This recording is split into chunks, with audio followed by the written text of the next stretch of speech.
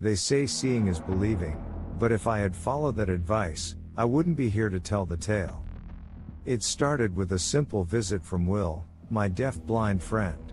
We were working on a script for a game we were developing together when he paused, fingers tracing the intricate banister of the stairs, and told me there was someone in the house with us. I laughed. The living room was empty, the upstairs den still, and the kitchen silent. "It's just the two of us," I reassured him, though he remained unconvinced. When I headed upstairs to grab something from the den, he felt it, the subtle tremor of another pair of footsteps trailing behind me. His fingers told me this later, signing his experience as we sat down to tea. I laughed again.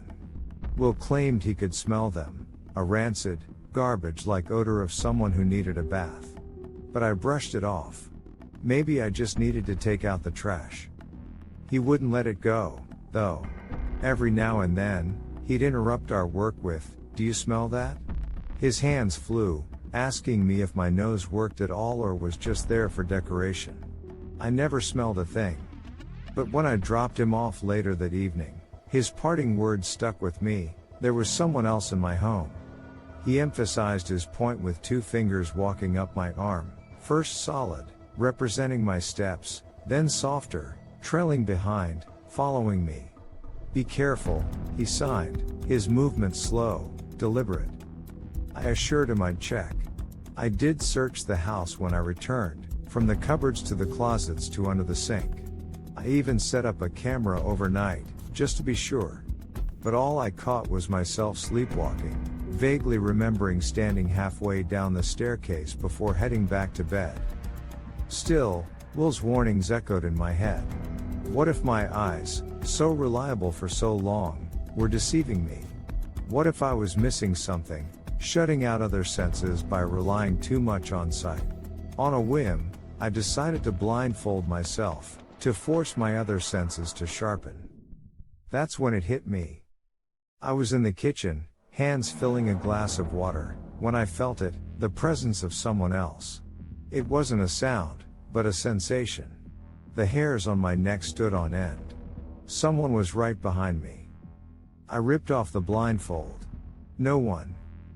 But the feeling lingered, making my skin crawl. I put the blindfold back on and continued to move through the house. That's when I smelled it, a faint, putrid odor, like decaying meat. The smell was fleeting, wafting just behind me, and my chest tightened as dread pooled in my stomach. I followed the scent upstairs, tracing the wall with my fingers when I felt it. Thud. Thud. Thud. Footsteps. Not my own, but following me up the wooden stairs, just as Will had said. I spun around. Nothing. Just empty air. That night, I couldn't sleep. The idea of someone, or something, watching me, walking behind me, not at me. And then, like before, I woke on the stairs, sleepwalking. Only this time, I didn't rush back to bed. I stayed in that half-dream state and forced my eyes shut. That's when I felt it. A hand, cold, icy, clasped around mine, leading me up the staircase. My instinct screamed to pull away, but I let it guide me. The rotten stench was unbearable as I was led to the spare bedroom. The door opened, and my fingers brushed against the handle of the balcony door. I yanked away, eyes snapping open as fear jolted through me. The room was empty. The next day, I started searching for a new place to live. Will had been right all along. There was something in the house with me. Something that wanted me dead. But moving wasn't going to be easy. Rent was low for a reason. This house held a dark history.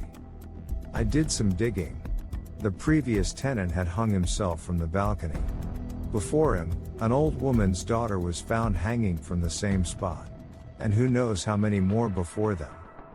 I'm not safe here. Each night, I lock the spare room, push a bookcase in front of the balcony door, and pray those dead fingers don't find their way back to me. Because though no one's ever seen a ghost here, I can feel it. Following me. Trying to lead me to the edge of the balcony.